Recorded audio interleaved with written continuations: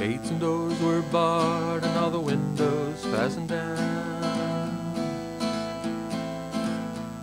I spent the night in sleeplessness and rose at every sound, half in hopeless sorrow and half in fear the day would find the soldiers breaking through to drag us all away. Just before the sunrise, I heard something at the wall. The gate began to rattle and a voice began to call. Well, I hurried toward the window and looked out in the street, expecting swords and torches and the sound of soldiers' feet. There was no one there but Mary, so I went down to let her in. John stood there beside me as she told us where she'd been. She said they moved him in the night and none of us knows where. The stone's been rolled away and now his body isn't there.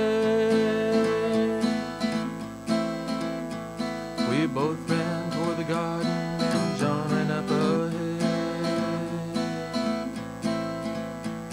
We found the stone and the empty tomb just the way that Mary said, but the winding sheet they'd wrapped him in was just an empty shed.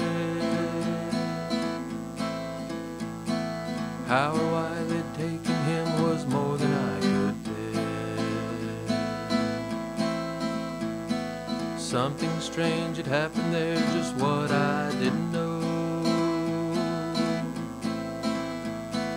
John believed a miracle, but I just turned to go. Circumstance and speculation wouldn't lift me very high, 'cause I'd seen them crucify him, then I saw him die. Back inside the house again, the guilt and anguish came. Everything I promised him just added to my shame. When at last it came to choices, I denied I knew his name. And even if he was alive, it wouldn't be the same. Suddenly the air was filled with a strange and sweet perfume. Light that came from everywhere drove shadows from the room.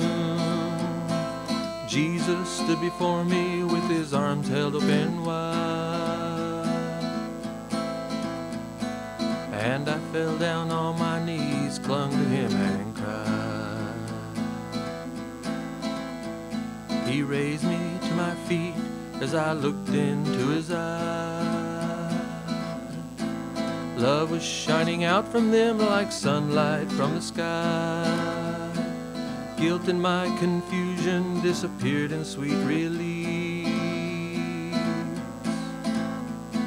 and every fear I'd ever had just melted into peace.